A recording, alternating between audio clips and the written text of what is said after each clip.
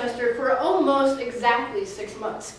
And exactly 6 months ago, I moved here and then came to Wham Bam Story Slam after moving across country from Colorado.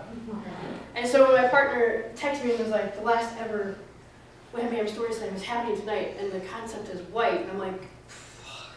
I'm like, well, where do I start? Do I start with, like, I don't know, all the current events and the fact that that brings up this contention between being an anti-racist and also being white trash? Those are the things that right?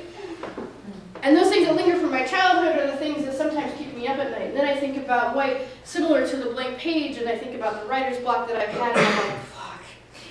And then I think about snow.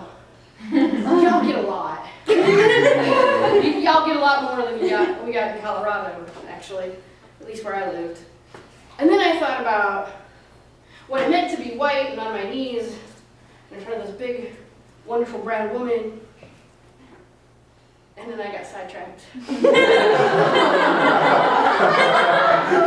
then I thought about the ways in which I think about my Christian upbringing, and not your run-of-the-mill Christian, no, I mean like speaking in tongues and the whole 9 yards Christian kind of upbringing.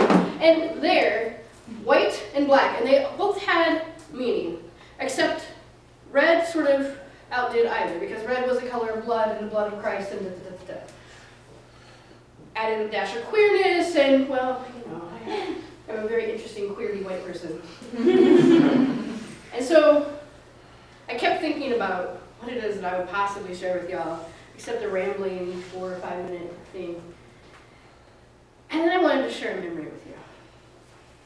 So maybe you've had a night like this. The moon is full. Just full as can be, hanging low. It's hanging so low and so bright, and the sky is so clear. If you were driving, you wouldn't need headlights. And it has been snowing all day. All day, all night. And I don't know if you've ever done this, but one of my most favorite things to do in the entire universe, in all of my 43 years, is to put one foot in front of the other at about 4 o'clock in the morning with the light shining down and make the first footprints that anybody is going to see that morning. Because it feels so eventful. And it feels so like, I'm going to conquer it. And I'm short, so you know, if it's only like above like 6 inches, this is a feat. Especially if the snow is in Kentucky, because then we get drifts. So, it's one of my most favorite things to do in the world.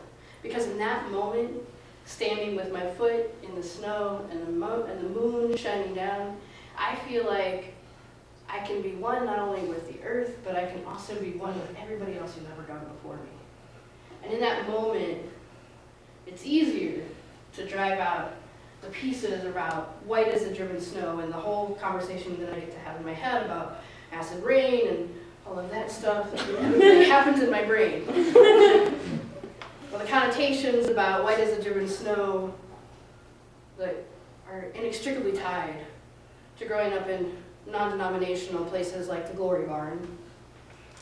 I kid you not. Like, I didn't make that up.